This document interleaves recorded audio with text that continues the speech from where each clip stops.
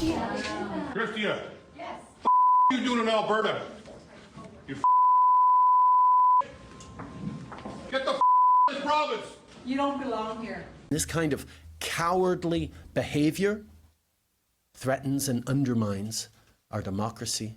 Prime Minister Justin Trudeau condemning the threatening harassment leveled at Canada's Deputy Prime Minister while she visited Alberta on Friday. A 14-second video shared widely online shows Chrystia Freeland about to enter an elevator at Grand Prairie's City Hall when she is verbally attacked and intimidated. You're a traitor!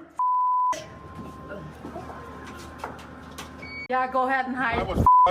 In a longer version of the video, the men and women celebrate the attack on Freeland in the parking lot. We're seeing increasingly people in public life, people in positions of responsibility, particularly women, racialized Canadians, being targeted almost because of the increasing strength of your voices. I remember that feeling, and it's a very scary feeling. The disturbing video resonates with Caryn McKenna, who endured an onslaught of abuse as a Liberal cabinet minister, from vulgar slurs spray-painted on her office to being verbally attacked in front of her children.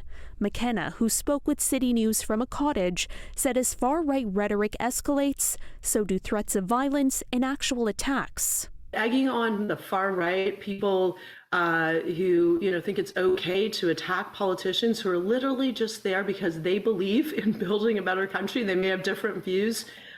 That's a huge problem for democracy. If you're mad, then go help a political party. Former NDP MP Peggy Nash told CityNews this latest attack on Freeland is part of a trend to keep women and marginalized people out of political spaces. While this is happening to a very prominent politician, a very powerful politician, we should remember that there are young journalists, there are first-time politicians who are campaigning, there are all kinds of attacks that are taking place. It's very widespread. Freeland, who is from Peace River north of Grand Prairie, said in a statement, "What happened was wrong, but the Alberta I know is filled with kind and welcoming people," she continued, "and one unpleasant incident doesn't change that."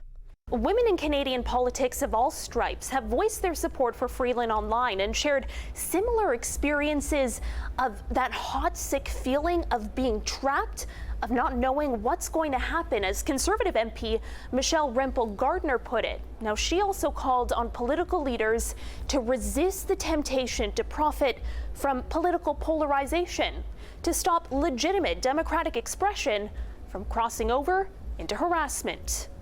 Caryn Ceolin, City News.